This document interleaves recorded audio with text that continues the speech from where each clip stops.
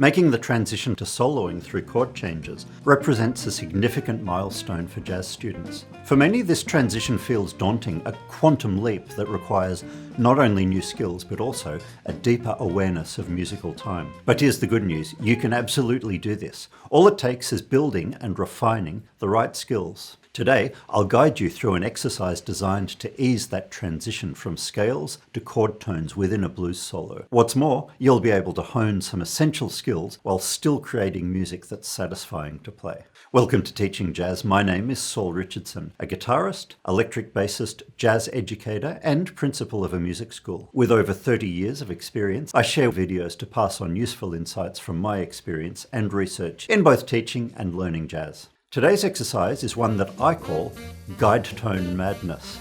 It's based around a famous riff-style blues head recorded by Sonny Rollins as Tenor Madness.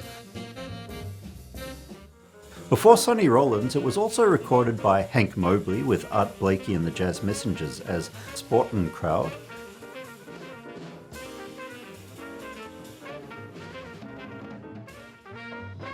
And before that, by Kenny Clarke as both Royal Roost and Rue Chaptal, and excuse my French, assumed knowledge. It will be best if you're familiar with the major blues scale to do this exercise. There's a link to a PDF in the description.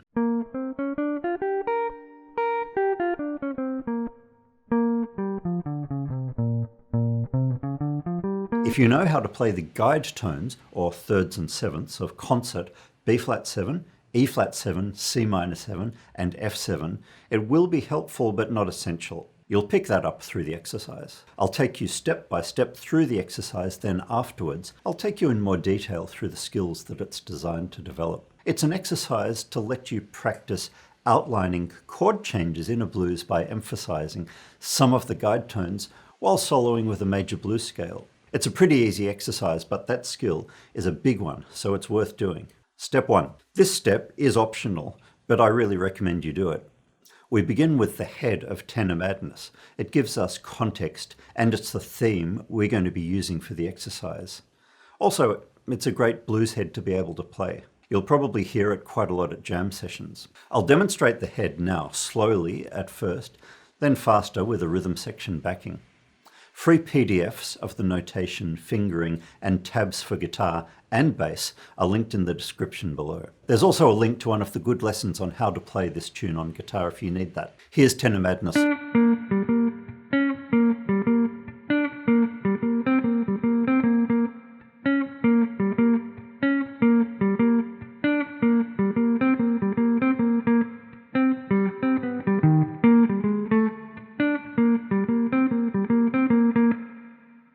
Here's how it sounds with a rhythm section.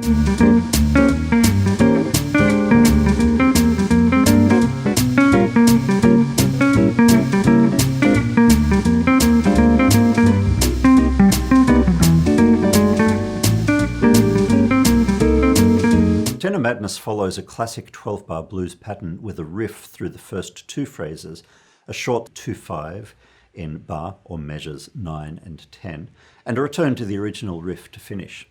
For us in this exercise, the interesting part is the riff. It's always basically the same, except for one note that shifts to follow the chord changes.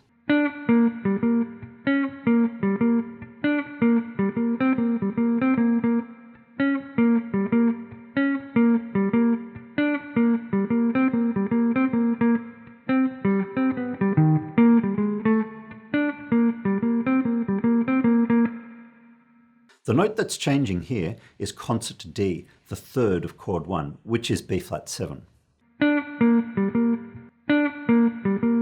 When the chord changes to chord 4, E-flat 7, that note is flattened to become D-flat, which is the 7th of E-flat 7.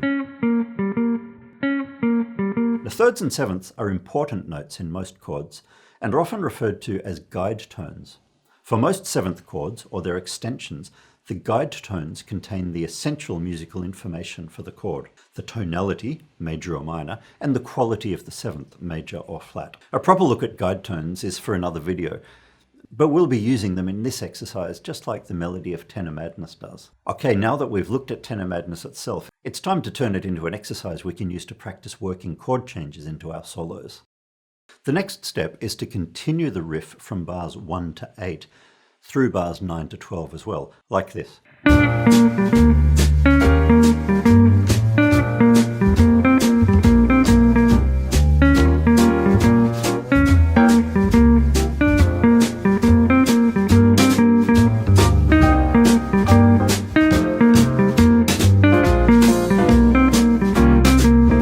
Place the 2/5 line over the C minor 7 at F7 with the guide tones of those chords. E flat is the 3rd of C minor 7 and the 7th of F7. Because both chords share a common guide tone, we'll be using that like this.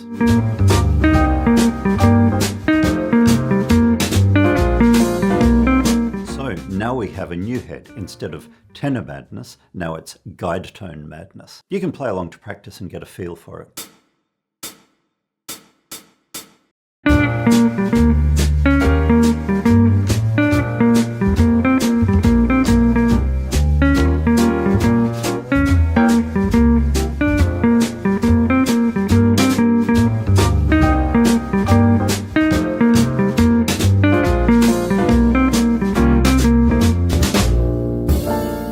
Okay, good.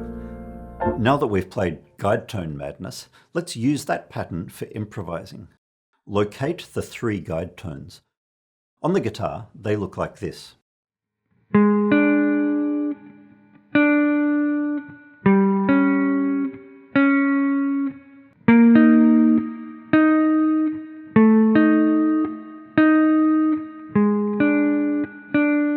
To simplify things for this exercise, I'm going to just refer to the guide tones as either normal, the major third of chord 1,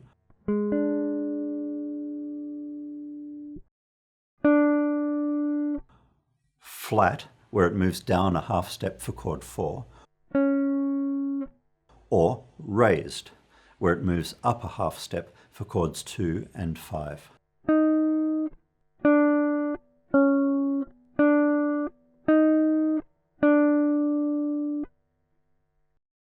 So, normal, flat, normal, normal, flat, flat, normal, normal, raised, raised, normal, normal. Let's just play those guide tones using this rhythm for each bar or measure.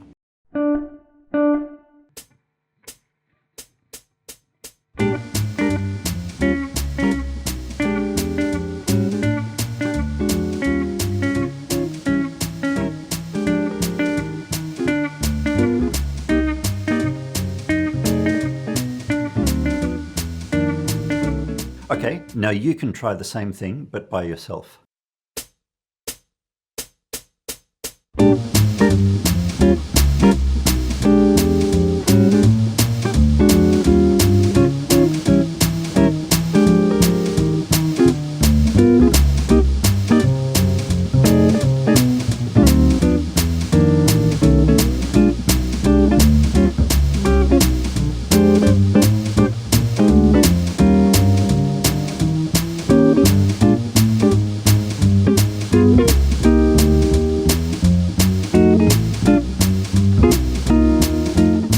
Okay, good.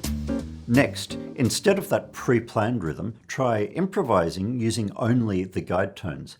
You make up the rhythms, but you must play only the guide tone of the chord you're up to in the progression.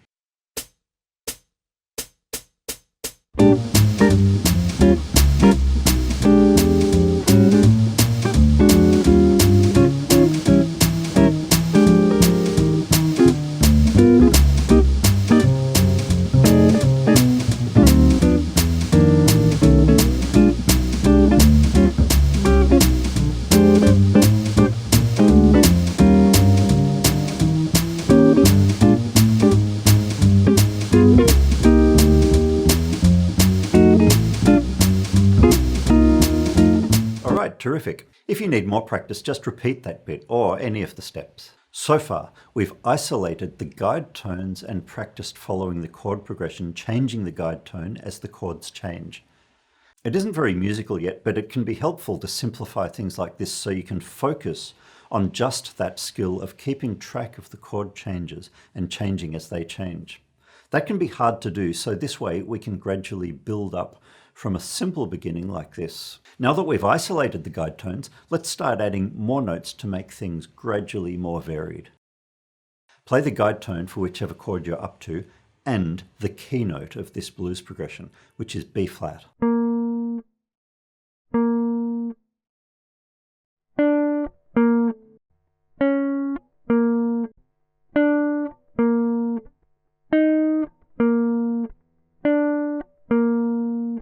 So you'll be doing this.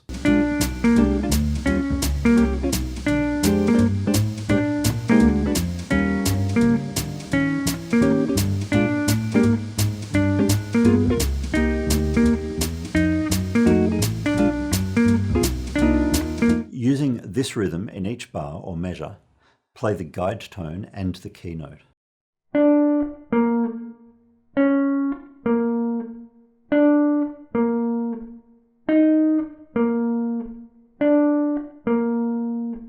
Okay, now let's do it together.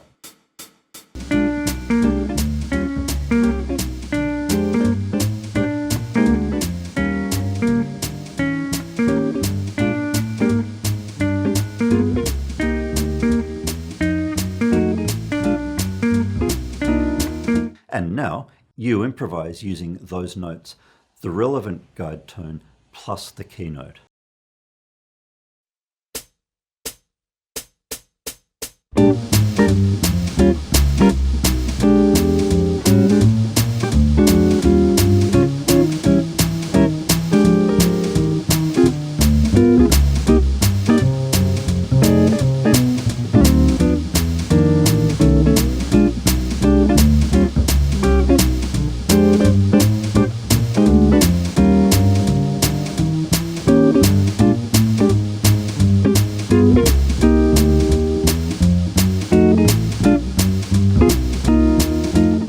Next, we're going to repeat the same exercise, but we'll add another note, the sixth of the key.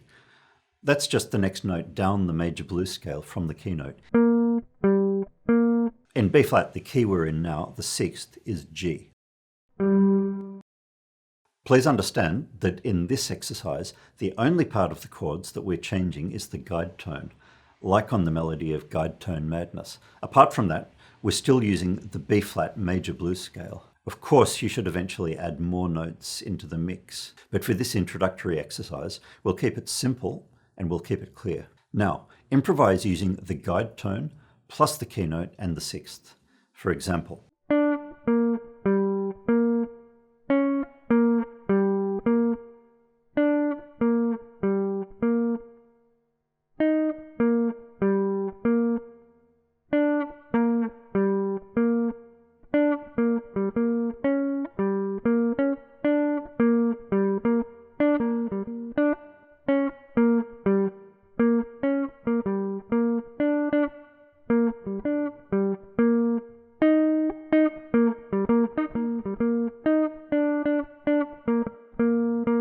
now your turn.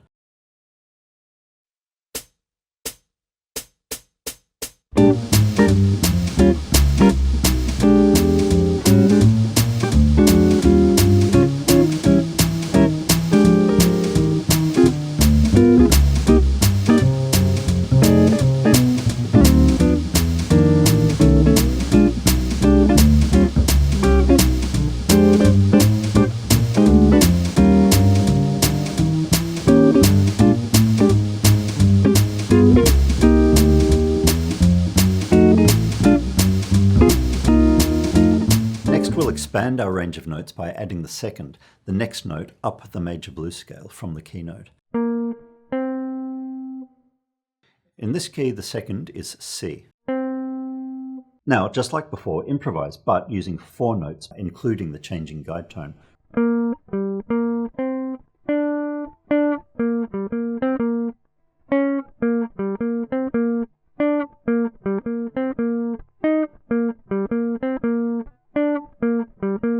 Remember, you don't need to play in every bar.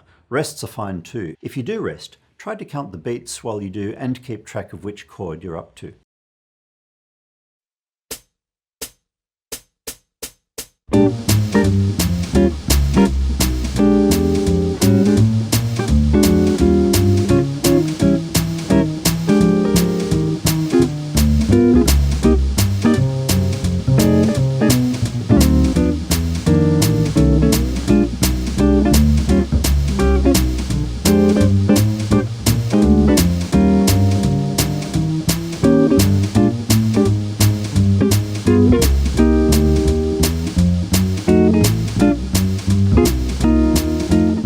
Next, for the penultimate step, we'll add a note a half step below the guide tone. By the way, in case there are any bass players watching, penultimate means second last. Here's what I mean by a semitone below the guide tone. Whatever guide tone you're playing, decorate it with a note one half step lower, like this.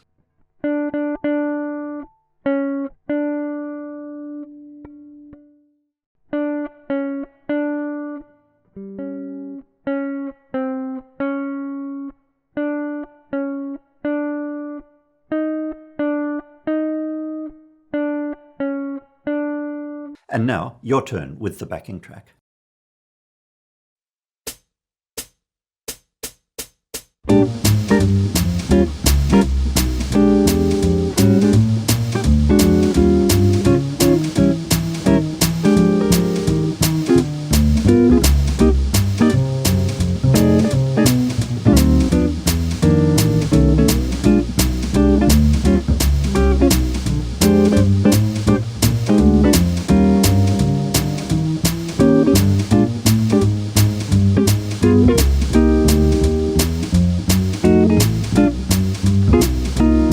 Having gradually added one extra note at a time, let's go ahead and just combine our guide tones with any notes from the major blues scale, or any other notes you like if you're ready for even more. Here's an example.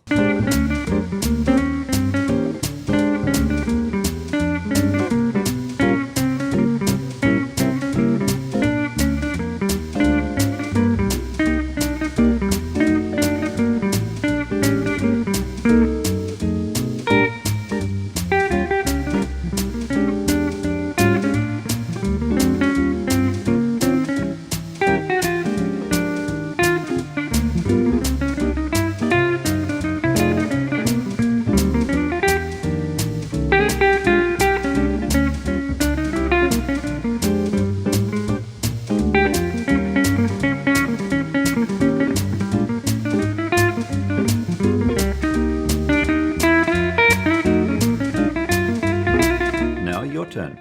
This time the backing track will go for 3 choruses. Repeat as needed or find a full-length backing track. The one we've been using here is at the address on the screen now. It's also linked in the description below.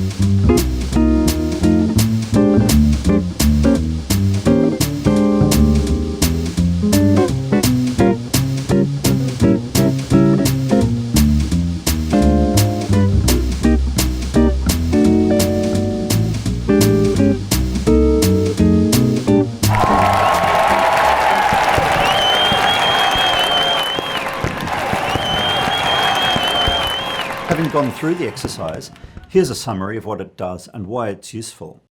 Here's what's going on in the exercise. The Guide Tone Madness exercise is designed to help you build these useful skills. First, track time as you play. Second, outline chord changes in time. Third, improvise creatively in harmonic time with predefined or limited material. And fourth, combine horizontal, scale-based playing with improvising vertically through chord changes. Does it sound like jazz? Look, the early steps of this exercise are just that. They're a training exercise. Things we do in training don't always look or sound the same as the finished product when a professional plays at a gig. Would you really go up to a football team in the middle of training and say, "No, stop. That's not how you play football. There's much more to it than just that"? You probably wouldn't. This is the same. Training drills are to help people build skills and learn. The Guide Tone Madness exercise I've just shown you focuses on some of the important skills useful for playing jazz. The best thing about it is that I know it works because I've taken many students through these same steps and they've been able successfully to apply the same skills in real playing. I also suggest that we need to differentiate skills from what the music sounds like. Jazz can sound many different ways. It's diverse.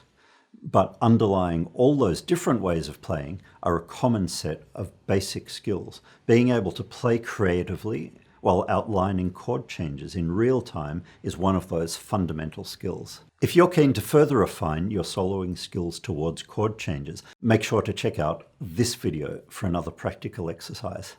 Don't forget to like and subscribe for more jazz education ideas.